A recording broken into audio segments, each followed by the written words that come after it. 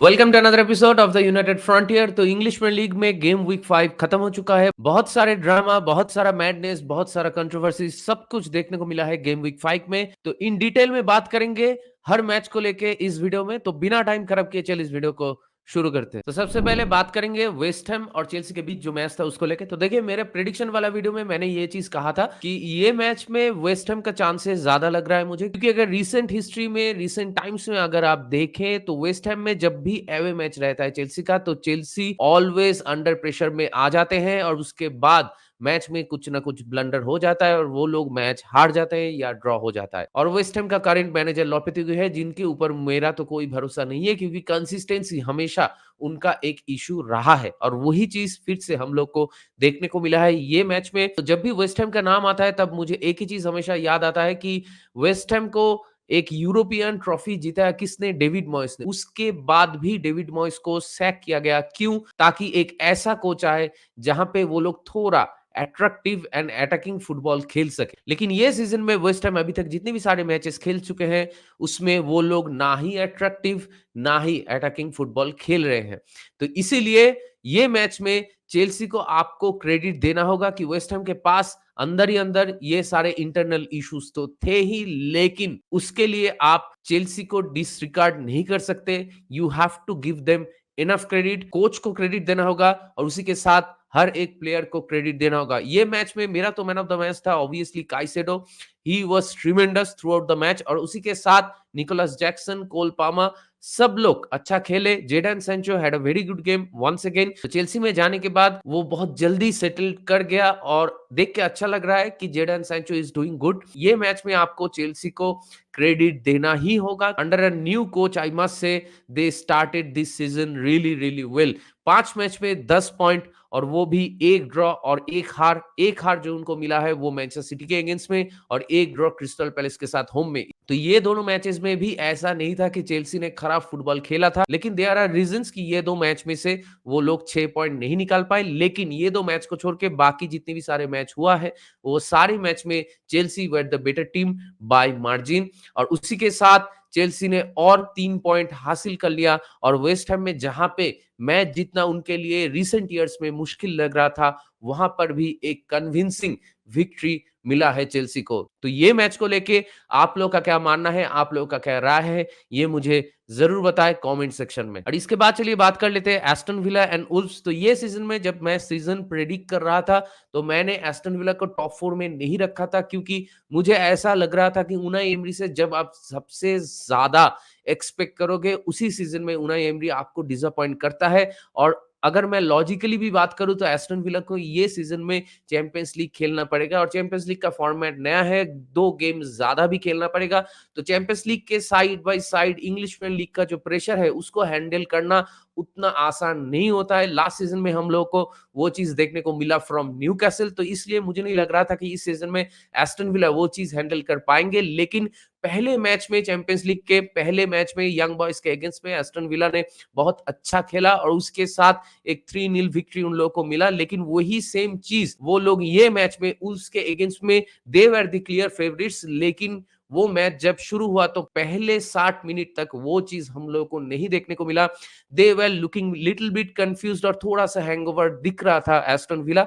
लेकिन उल्व्स का भी बहुत ज्यादा इश्यूज है और Wolves up to the mark football नहीं खेल पा रहे जो लास्ट सीजन में वो लोग खेलने की कोशिश किए थे। तो ये सीजन में उल्व्स से हम लोग का कोई भी एक्सपेक्टेशन नहीं है, लेकिन सभी को सरप्राइज करके उल्व्स एक अर्ली लीड ले लेता है ये मैच में और एस्टन विला अपना डिसीजन मेकिंग की वजह से फाइनल थर्ड में जाते हुए हमेशा एक फंबल अप कर रहे थे थ्रू आउट द मैच। लेकिन सेकंड हाफ में Aston villa were the better team और जितना ही मैच आगे जाता रहा एस्टन विला एक ट्रिमेंडस प्रेशर क्रिएट करना चालू कर दिया उल्व्स के ऊपर और एक टाइम पे वो प्रेशर सस्टेन करना बहुत ही मुश्किल हो गया उल्व्स के लिए और वाटकिंस ने एक शानदार इक्वलाइज करके ये मैच में एस्टन विला की वापसी करवा दिया और उसके बाद एस्टन विला को संभल पाना बहुत ही मुश्किल हो गया था उसके लिए। और उसके बाद मैच में जितना भी टाइम बचा था उस पे एस्टन विला व ट्रिवेंडस और उसके साथ और 2 गोल स्कोर करके एस्टन विला 3-1 से ये मैच जीत चुका। तो इस मैच को लेके आप लोगों का क्या राय है वो मेरे साथ ज़रूर शेयर कीजिए।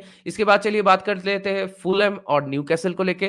तो देखिए फुलहैम और न्यूकैसल को लेके मैं यही चीज़ प्रेडिक्ट किया था कि न्यूकैसल का भले ही अवे फ्रॉम बहुत ही बढ़िया रहा है इस सीज़न में, लेकिन फुलहैम का होम मैच एडवांटेज रहता है और फुलहैम एक ऐसा टीम है जो होम मैच में बड़े से बड़े टीम को भी परेशान करते हैं।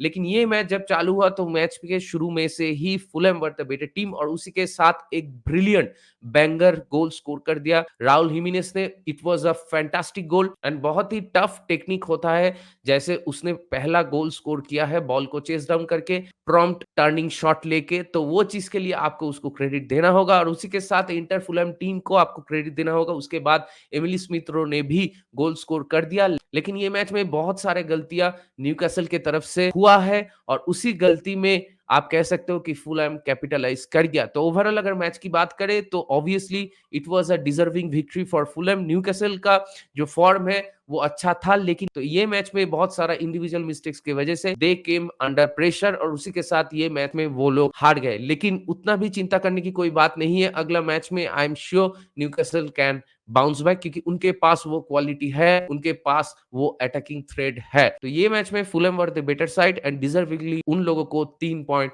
मिला है। तो ये मैच को लेके आप लोग का क्या राय है ये मेरे साथ जरूर शेयर कीजिए। इसके बाद चलिए बात कर लेते हैं लेस्टर एवर्टन। तो एवर्टन अपना रिकॉर्ड बरकरार रखते हुए ये मैच में जा रहा था कि अभी तक एवर्टन एक भी मैच नहीं जीता इस सीजन में और ये मैच में जाते हुए हमें यही लग रहा था कि ये मैच आइदर ड्रॉ होगा नहीं तो लेस्टर जीतेगा, क्योंकि एवर्टन से तो कोई उम्मीद मुझे नहीं लग रहा है क्योंकि नवंबर दिसंबर से पहले तो एवर्टन प्रीमियर लीग में कोई भी मैच नहीं जीता इन रिसेंट ईयर। तो वो तो खैर एक हंसी मजाक वाली बात है, लेकिन अगर मैं मैच की बात करूं तो मैच में एवर्टन को अच्छा शुरुआत मिला था, लेकिन एज यू नो लेस्टर कभी भी मैच में वापसी कर सकता है, स्पेशली उनका होम मैच था और एवर्टन का बहुत ज्यादा इश्यूज रहा है इस सीजन में डिफेंस वाइज। वो लोग 2 गोल का भी अगर लीड ले लेता है फिर भी डिफेंस की वजह से वो लोग लास्ट में जाके गोल कंसीड करके मैच हार जाते हैं। तो वैसा ही कुछ फिर से ये मैच में भी हम लोग को थोड़ा बहुत देखने को मिला and you have to give credit to Leicester. वो लोग मैच में वो प्रेशर कंटिन्यूअस प्रेशर बनाने में कामयाब रहे और उसी के साथ मैच में वो लोग हो ही सकता था कि ये मैच वो लोग जीत भी जाते, लेकिन at the end I would say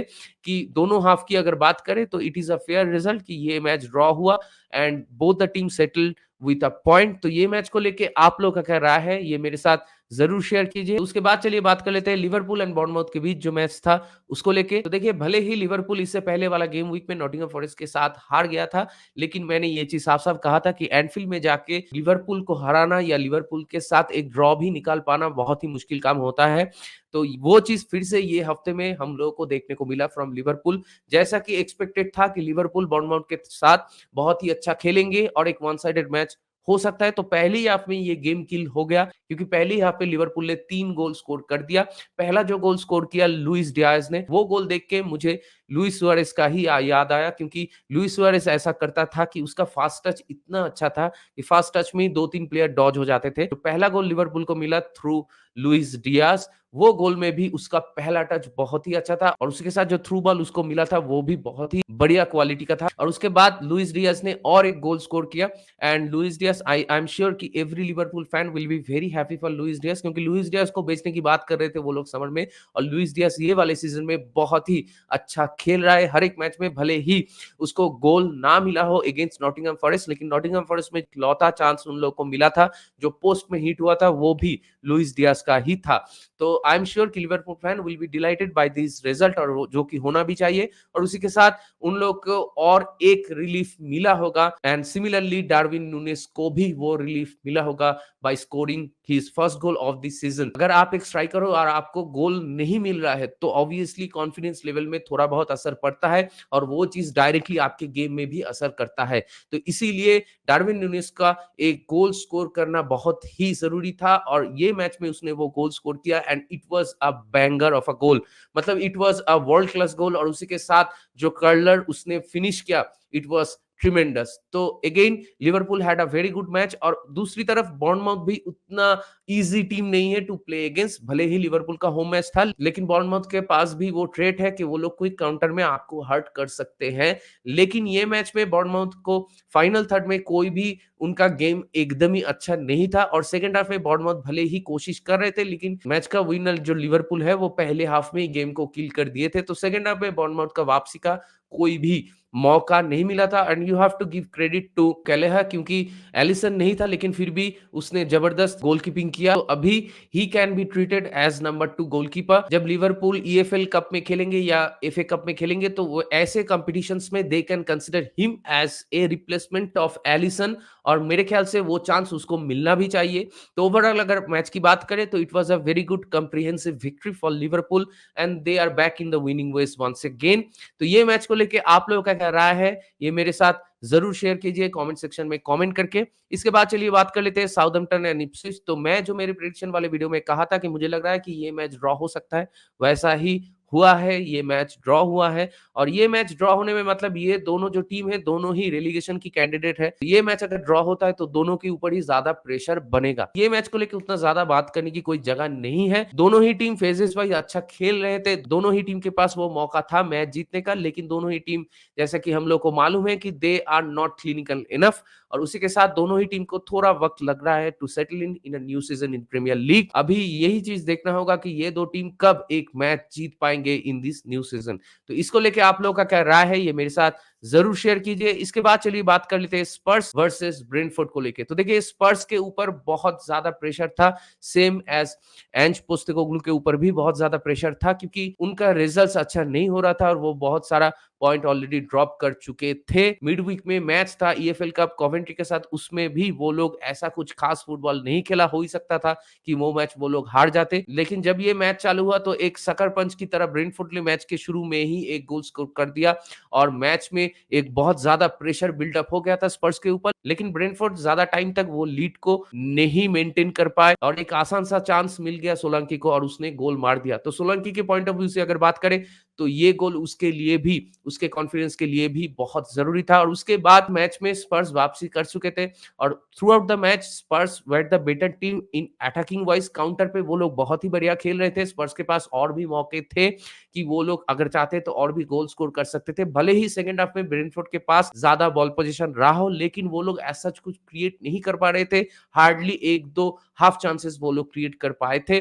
लेकिन अभी ये साफ साफ दिख रहा है कि ब्रेंटफोर्ड के ऊपर मतलब प्रेशर आ रहा है, क्योंकि उनके पास वीजा नहीं है अटैकिंग लाइन में। फॉरवर्ड लाइन में अगर वीजा नहीं रहता तो उन लोगों का जो अटैकिंग है वो थोड़ा बहुत टूथलेस लगता है, क्योंकि बहुत ज्यादा प्रेशर एम्बुएमो के ऊपर आ जाता है, क्योंकि वही एक लौता गोल स्कोरर रह जाता है इस टीम में। तो अभी यही देखना होगा कि आगे जाते हुए ब्रेंटफोर्ड कैसा खेलते हैं, क्योंकि ब्रेंटफोर्ड फाइट तो अच्छा देते हैं लेकिन पॉइंट सिक्योर करने के मामले में वो लोग हमेशा नाकाम हो जा रहे हैं। और स्पर्स को you have to give credit, क्योंकि उनके ऊपर प्रेशर था लेकिन फेज वाइज एक अच्छा गेम खेल के ये मैच में 3 पॉइंट हासिल कर लिए। और अभी अगले गेम वीक में स्पर्स के साथ हम लोग का ही गेम है, तो उससे पहले स्पर्स को ये विक्ट्री ऑब्वियसली एक मॉरल बूस्ट तो देगा ही। तो ये मैच को लेके आप लोग का क्या राय है, आप लोग का क्या मानना है, ये मुझे जरूर बताएं कमेंट करके। इसके बाद चलिए बात कर लेते हैं मैनचेस्टर यूनाइटेड और क्रिस्टल पैलेस के बीच जो मैच था इसको लेके। प्रेडिक्शन वाला वीडियो में मैं यही कहा था कि ये मैच में हम लोगों से एक अच्छा परफॉर्मेंस हम लोग एक्सपेक्ट कर सकते हैं और मुझे लगता है कि 2-0 ऐसा कुछ स्कोर लाइन होगा इन फेवर ऑफ अस। लेकिन अनफॉर्चुनेटली ये मैच 0-0 हो गया। हम लोग 10 गोल स्कोर करके आ रहे थे ये मैच में, तो कॉन्फिडेंस लेवल तो हाई था हम लोग का। लेकिन ये मैच में हम लोग भले ही बहुत ज्यादा चांसेस क्रिएट कर चुके थे, एक डोमिनेटिंग परफॉर्मेंस डिस्प्ले किए हैं हम ये मैच में, लेकिन फिर भी हम लोग नाकाम रहे हैं। किसके लिए? Lack of clinicalness in front of the goal. जो इशू लास्ट 2 सीजन में हम लोग के साथ रहा है वो सेम इशू अभी भी हम लोग के साथ है और ये चीज मैं बहुत बारी कह चुका हूं। इसलिए जब मैं प्रेडिक्शन वाला वीडियो बना रहा था कि टॉप 4 कौन होगा, उसमें मैं मैनचेस्टर यूनाइटेड को कंसीडर नहीं कर रहा था, क्योंकि हम लोग के पास जो अटैकिंग प्लेयर्स हैं वो सिमिलर हैं लास्ट ईयर की तरह। उसपे एक ज़र्क्ज़ी ऐड हुआ है जो कि एक प्रोलिफिक स्ट्राइकर नहीं है, जो आपको बिल्डअप प्ले में हेल्प करेगा, थ्रू बॉल में हेल्प करेगा। तो इसीलिए हम लोग के पास अभी भी वो सिमिलर अटैकिंग प्लेयर्स हैं, जिनके पास वो कंसिस्टेंसी नहीं है। They are not like Liverpool, they are not like Luis Diaz, Mohamed Salah, Diogo जोटा। उनका कन्वर्शन रेट बहुत ज़्यादा हाई है कंपेयर्ड टू आवर प्लेयर्स। तो इसीलिए ये प्लेयर्स को आप लोगों को टाइम देना होगा। हर एक प्लेयर सिवाय मार्कस राशफोर्ड, हर एक प्लेयर यंग है, तो उनको वो कंसिस्टेंसी अचीव करने में, उनको वो एक्सपीरियंस अचीव करने में थोड़ा वक़्त तो लगेगा। तो इसीलिए ये मैच में हम लोग भले ही कितने सारे चांसेस क्रिएट कर चुके थे, लेकिन फिर भी ये मैच से हम लोग 3 पॉइंट नहीं निकाल पाए। It is really, really unlucky and really, really unfortunate, क्योंकि अगर आप ओवरऑल मैच की बात करें तो ओवरऑल मैच में भी we were the better team.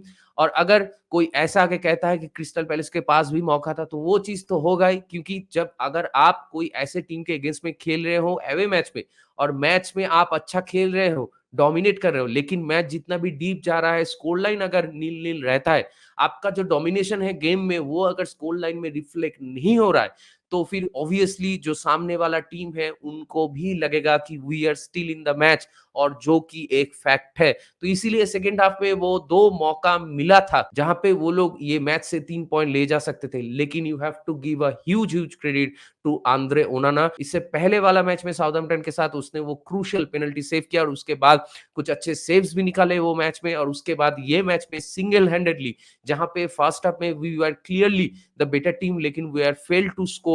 First half में हम लोग जो फुटबॉल खेले थे और 4 से 5 शॉट ऑन टारगेट था, तो हम लोगों को मिनिमम 2 गोल मारना चाहिए था, लेकिन you have to give credit to Dean Henderson once again, क्योंकि ये मैच में दोनों ही टीम के गोलकीपर बहुत ही बढ़िया खेले थे। डीन हेंडरसन मेरे ख्याल से ये मैच के मैन ऑफ द मैच होना चाहिए, क्योंकि dean Henderson single हैंडली crystal palace के तरफ से फाइट कर रहा था हम लोग के अगेंस्ट में, और एज इफ लग रहा था कि he has a point two prove against us, और वो चीज उसने करके दिखा। ये फर्स्ट हाफ में जो भी मौका हम लोग को मिल रहा था, सिवाय दैट गार्नाचो वाला चांस, उसको छोड़ के हर एक चांस में डीन हेंडरसन ने अच्छा सेव्स निकाला, और मैच का स्कोर लाइन नील बरकरार रखा। सेकंड हाफ में सिमिलर चीज आंद्रे ओनाना ने करके दिखाया, कि उसने वो डबल सेव जो कि इम्पॉसिबल लगता है, वो चीज उसने करके दिखाया, जो ऐसा सेव्स डेविड डिगा करता था हम लोग के लिए। तो अगर टाइम मिलता है, कीपर को आप बैक करते हो, तो आंद्रे ओनाना भी ऐसा सेव्स कर सकता है। वो चीज ये मैच में दिख गया। अगर ये लास्ट सीजन का मैच होता, तो आई एम श्योर ये मैच में हम लोग कितना भी अच्छा क्यों ना खेल लें, आंद्रे ओनाना वहां पे वो गोल कंसीड कर लेता और हम लोग मैच हार जाते। You have to give a huge credit to him. हम लोग भले ही मैच नहीं जीते, लेकिन हम लोग मैच में हारे भी नहीं। तो इसीलिए मुझे लगता है कि आंद्रे ओनाना को आपको वो क्रेडिट देना ही होगा। हम लोग डिफेंसिवली बहुत ही साउंड थे थ्रू आउट द मैच। हम लोग का इंटायर बैकलाइन वाज टेरिफिक, और उसके साथ गोलकीपर भी अच्छा खेल रहा था। जर्गजी बहुत बढ़िया था, एरिक्सन बहुत अच्छा था। तो आप कह सकते हो एरिक टेन के पॉइंट ऑफ व्यू से उसने क्यों मार्कस राशफोर्ड को बेंच किया और उसके बाद अलेहांद्रो गार्नाचो से मैच स्टार्ट किया। तो देखिए, ये हाइंडसाइट वाले बातें होती हैं। एक बार अगर हम लोग जैसा फुटबॉल खेल रहे थे फर्स्ट हाफ में, अगर हम लोग 2 गोल मार देते, तो अभी कोई बैठ के ये पॉइंट में डिस्कस नहीं करते। तो इसीलिए जो चीज एक बार हो जाता है, उसके बाद ये चीज कहना बहुत आसान होता है कि ऐसा आपने क्यों किया। अगर ऐसा नहीं होता, अलेहांद्रो गार्नाचो नहीं होता, राशफोर्ड होता, तो शायद हम लोग जीत जाते। तो हो भी सकता था कि तब भी हम लोग नहीं जीतते। तो यही मेरा पॉइंट है कि एरिक टेन हाग के पॉइंट ऑफ व्यू से अगर मैं बात करूं, तो उनको लग रहा था कि हाँ, he have to rotate the squad, जो कि मेरे ख्याल से थोड़ा बहुत पॉइंटलेस था भी, कि आप प्रीमियर लीग को आपको ज्यादा वेटेज देना चाहिए। तो ये मैच में आपको मार्कस राशफोर्ड के साथ ही शुरू करना था, जो प्लेयर लास्ट 2 मैच में 3 गोल स्कोर के आ रहा है। लेकिन एरिक टेन हाग का जो पॉइंट ऑफ व्यू है वो ये है कि Alejandro Garnacho also need to be prepare for 90 minutes, क्योंकि इससे पहले कोई भी मैच में उसको 90 मिनट हम लोग यूज नहीं किए, और ये मैच में इसीलिए एरिक टेन हाग उनको 90 मिनट खिलाने में तुले हुए थे। लेकिन एट द एंड लास्ट के 20 मिनट तो अलेहांद्रो गार्नाचो पूरा ही वेस्ट हो गया, क्योंकि देख के लग रहा था कि he doesn't have that fitness yet to be there for 90 minutes. तो इसीलिए मुझे लगता है कि थोड़ा बहुत सब्स्टिट्यूशन वाइज थोड़ा गलतियां हुआ है एरिक टेन हाग से। और दूसरी तरफ ये चीज में भी आपको कहना होगा कि टीम के हर एक प्लेयर को, अगर आप चाहते हो कि हर एक प्लेयर मैच फिटनेस गेन करे, तो हर एक प्लेयर को आपको मौका देना होगा।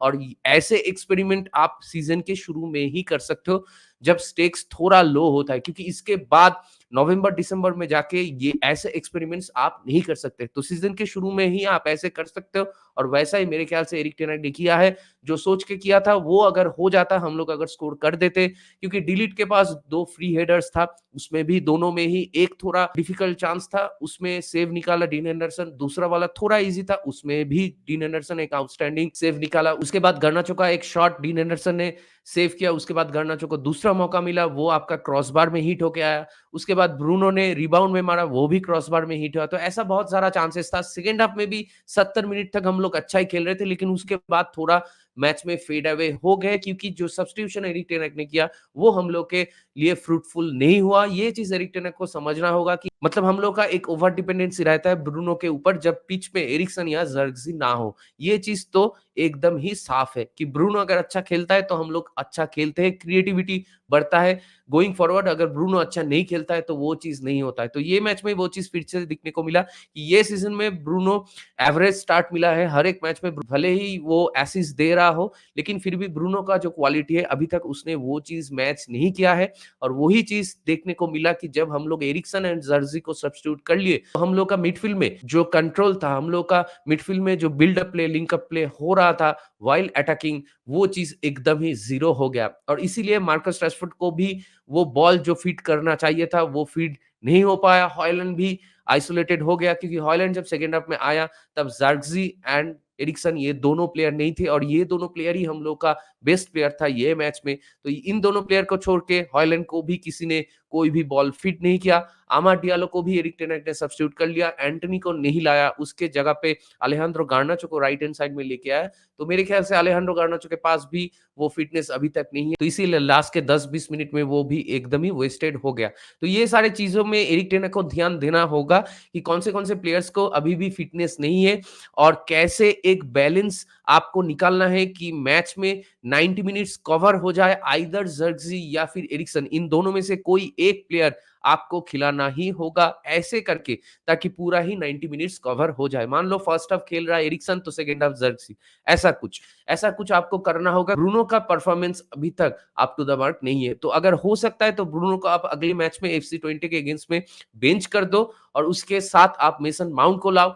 तो इसीलिए मुझे लगता है कि अभी आपके पास ऑप्शंस है, क्वालिटी ऑप्शंस है, तो वो चीज में आपको स्क्वाड रोटेट करना चाहिए। ब्रूनो को भी आप ब्लाइंडली हर मैच में स्टार्ट मत कराओ। मालूम है मुझे कि ब्रूनो को हम लोग बेंच नहीं करना चाहते, क्योंकि ब्रूनो भले ही एंटायर मैच में अगर खराब भी खेलता है लेकिन फिर भी उसके पास वो टैलेंट है, वो क्वालिटी है कि कोई एक मोमेंट में वो एक आउटस्टैंडिंग सा एक कोई असिस्ट कर दे या फिर एक गोल करके डिनामिक्स है उसको चेंज कर दे। तो इसीलिए ब्रूनो को एरिक टेन हैग कंटिन्यू किए ये मैच में, लेकिन मेरे ख्याल से अभी भी उसका फिटनेस लेवल में भी थोड़ा बहुत क्वेश्चन मार्क है, और उसका जो क्वालिटी है उसके आसपास में भी कोई भी एक परफॉर्मेंस अभी तक ब्रूनो में से नहीं दिखने को मिला इस सीजन में। तो गोइंग फॉरवर्ड मुझे लगता है कि ब्रूनो को आप रोटेशन कीजिए, ब्रूनो को भी लगना चाहिए कि आप कुछ भी कर लो, आप ब्लाइंडली टीम में सिलेक्टेड नहीं होंगे just because you are Bruno Fernandes. तो इसलिए मुझे लगता है कि ब्रूनो को और थोड़ा टाइम देना चाहिए। लास्ट सीजन में ब्रूनो हर एक मैच में खेल रहा था, तो इसीलिए वो एग्जॉस्टेड हो रहा था, और उसके बाद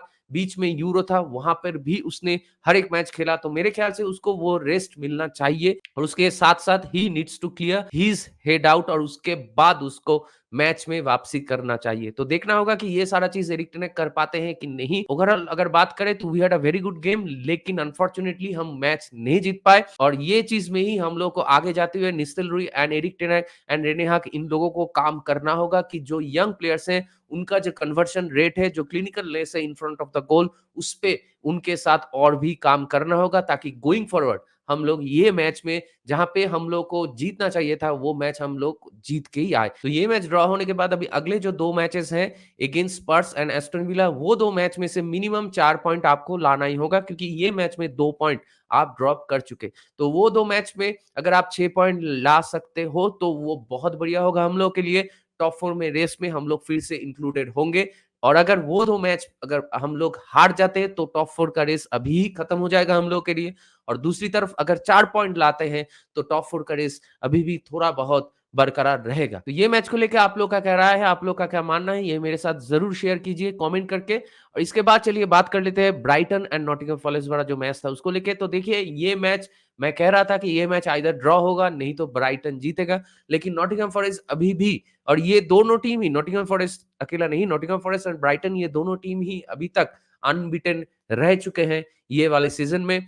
और ये मैच में ब्राइटन के पास वो मौका था ये मैच से 3 पॉइंट सिक्योर करना और पहला डिफीट मिलता नॉटिंघम फॉरेस्ट को। लेकिन you have to give credit to Nottingham Forest, दोनों ही टीम जबरदस्त फुटबॉल खेली ये मैच में। दोनों ही टीम के पास मौका था ये मैच से 3 पॉइंट सिक्योर करना, लेकिन मेरे ख्याल से eight the and 2-2 was the fair result. दोनों ही टीम डिजर्व नहीं कर रहे थे ये मैच हारना, तो eight the and it is a fair result. और ये मैच को लेके आप लोग का क्या मानना है वो मुझे जरूर बताएं। इसके बाद चलिए जो लास्ट मैच बचा है के ऊपर बात कर लेते हैं, मैनचेस्टर सिटी एंड आर्सेनल। तो देखिए ऐसा एक इंपॉर्टेंट मैच जिसको हम लोग अर्ली सीजन टाइटल डिसाइडर कह रहे थे, वो मैच में भी फिर से भर भर के कंट्रोवर्सीज हुआ है। और इंग्लिश प्रीमियर लीग में ये चीज हम लोग को बार बार देखने को मिल रहा है कि मैच में एक मैच जो अच्छा मैच हो सकता था या फिर जो एंटरटेनिंग मैच हो सकता था उसमें हम लोग मैच को छोड़ के सिर्फ रेफरिंग डिसीजंस के ऊपर बात करते हैं। तो मेरे ख्याल से ये चीज बहुत ही अनफॉर्चुनेट है और ये चीज रिसेंट ईयर्स में और भी ज्यादा बढ़ गया है। हम लोग को मालूम ही नहीं कि कौन सा फाउल है कौन सा नहीं फाउल है, कौन से चीज के लिए आपको येलो कार्ड मिल जाएगा, कौन से चीज के लिए आपको रेड कार्ड मिल जाएगा, कौन से चीज के लिए आप पेनल्टी कंसीड कर लोगे, कौन से चीज के लिए आपको पेनल्टी अवॉर्डेड होगा। तो ये सारा चीज हम लोग को अभी कोई क्लैरिटी नहीं है, क्योंकि हर एक चीज सब्जेक्टिव हो जाता है उनके अपने हिसाब से और उस चीज में वो लोग ऐसे ही इनकंसिस्टेंट डिसीशंस देते हैं। अब एक मैच अगर उठा के देख लीजिए, ये वाला मैच में ही देखिए, ये वाला मैच में ही आपको 2-3 ऐसे इंसिडेंट्स मिलेंगे जहां पे कोई कंसिस्टेंसी नहीं है। मतलब सिमिलर चीज मैनचेस्टर सिटी के प्लेयर्स कर रहे हैं, उसपे उन लोगों को अगर कार्ड नहीं मिल रहा है तो वो सिमिलर चीज आर्सेनल के प्लेयर अगर कर रहे हैं तो उसमें उनको कार्ड मिल रहा है, या फिर वाइस वर्सा। तो दोनों ही टीम को अगर मैं बात करूं तो दोनों ही टीम में ये सारे चीज को लेके दोनों ही टीम्स के जितने भी फैंस हैं वो फ्रस्ट्रेटेड ऑब्वियसली होंगे। क्योंकि जब आप कैलिफ्यूरी वाला गोल हुआ है वहां पर अगर बात करें तो रेफरी ने काइल वॉकर को आगे बुलाया था कि उसको बात करना था, तो उसके बाद रेफरी कैन नॉट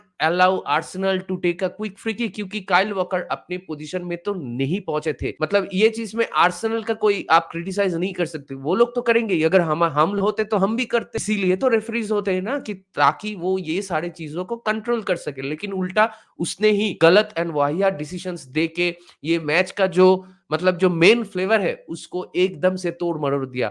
मतलब पहला गोल में ऐसा हुआ कैलिफोर्निया का, और उसके बाद आर्सेनल को जब दूसरा गोल मिला it was a brilliant header. और सभी को मालूम है कि मिकेल आर्टेटा ने एक ऐसा सिस्टम क्रिएट कर चुका है आर्सेनल में जहां पे वो लोगों का एक वेपन है सेट पीस। तो सेट पीस में Arsenal is very very threatening and they can score in every set pieces. और उस वक्त वो गोल में भी भले ही वो एक ब्रिलियंट गोल था फ्रॉम गैब्रियल, लेकिन फिर भी एडरसन को वहां पे ब्लॉक किया गया था। तो अगर कोई दूसरा दिन होता तो हो ही सकता है कि ये गोल वार कैंसिल कर देता। तो ऐसे इनकंसिस्टेंसी हर एक गेम वीक में हम लोग को देखने को मिल रहा है फ्रॉम द रेफरीज, और इसमें कोई पार्शियलिटी नहीं है। मतलब आपके टीम के अगेंस्ट में हम लोग ऐसे करेंगे ऐसा नहीं है। आज मैच आर्सेनल के साथ हुआ, कल हो ही सकता है कि कोई दूसरी टीम के साथ हो। एक ही मैच में एक बार मैनचेस्टर सिटी के फेवर में अगर हो रहा है तो एक ही मैच में मैनचेस्टर सिटी के अगेंस्ट में भी हो रहा है।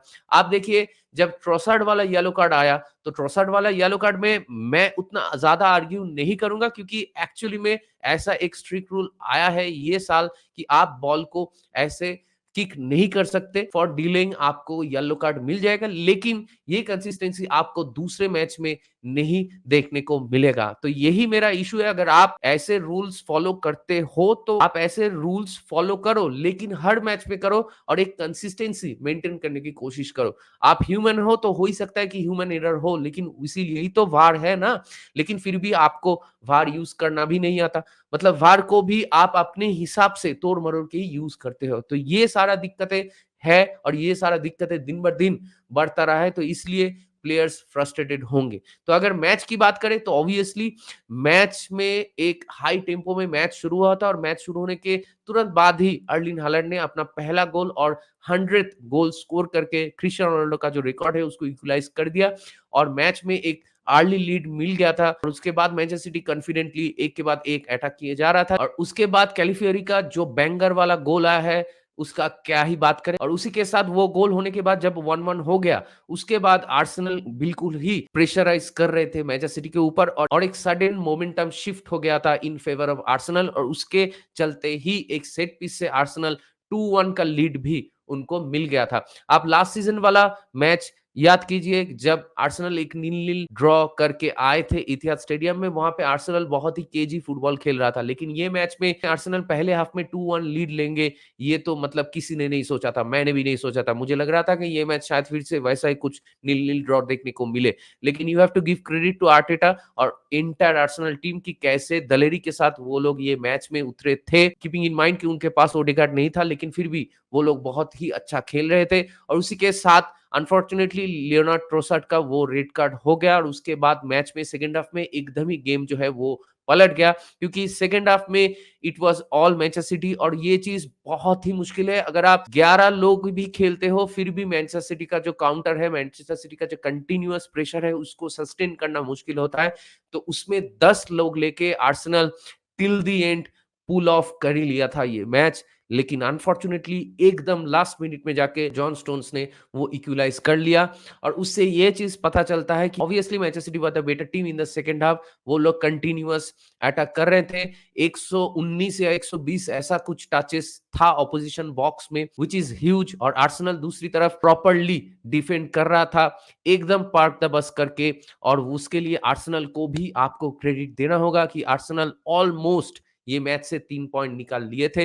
लेकिन at the end I have to say कि 2-2 इज अ फेयर रिजल्ट क्योंकि दोनों ही टीम एकदम नेक टू नेक थे, दोनों ही टीम एकदम फाइट कर रहे थे एक दूसरे के साथ ये मैच से 3 पॉइंट निकालने के लिए। तो एकदम ही बोरिंग सा मैच नहीं हुआ, एक बहुत ज्यादा एंटरटेनिंग चीजें इस मैच में था, बहुत ज्यादा कंट्रोवर्सी भी था, उसके साथ a lot of drama in this match. तो अभी Arsenal and Manchester city fans I am sure they can resist for the reverse leg of this match. तो ओवरऑल ये मैच में मुझे लगता है कि eight the and Arsenal will be the happier team क्योंकि भले ही वो लोग ड्रॉ कर लिया लेकिन वो लोग मैनचेस्टर सिटी के साथ जो गैप है वो लोग मेंटेन कर चुके और एक difficult run of fixtures Arsenal का था ये इस नए सीजन में शुरू होने के बाद, स्पेशली ब्राइटन के साथ पॉइंट ड्रॉप करने के बाद। लेकिन फिर भी वो लोग ये सारे फिक्सचर्स से बहुत अच्छी तरीके से नेगोशिएट किए और उसी के साथ अभी वो लोग मैनचेस्टर सिटी के साथ सिर्फ 2 पॉइंट पीछे हैं।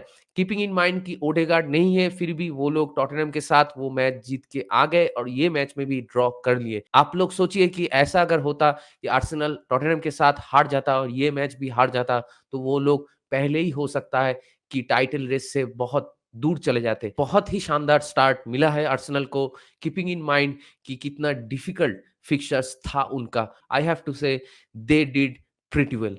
तो इसको लेके, ये मैच को लेके आपका क्या ओपिनियन है, आपका क्या राय है और दूसरे भी जितने सारे मैच में मैं बात किया उसमें आप लोगों का क्या राय है, आप लोगों का क्या मानना है, ये मेरे साथ जरूर शेयर कीजिए। और इसी के साथ चलिए इस वीडियो को यहीं पे रैप अप करते हैं। अगर ये वीडियो आप लोग को पसंद आया और आप मेरे चैनल में नए हो तो मेरे चैनल को जरूर सब्सक्राइब कीजिए और इस वीडियो को लाइक कीजिए और शेयर कीजिए अपने दोस्तों के बीच, जान पहचान वालों के बीच जिनको ऐसे वीडियोस पसंद है। तो बहुत जल्दी मिलेंगे अगले वाले वीडियो में, तब तक ख्याल रखिए अपना, take care, goodbye and glory glory Manchester United and keep the red flag high.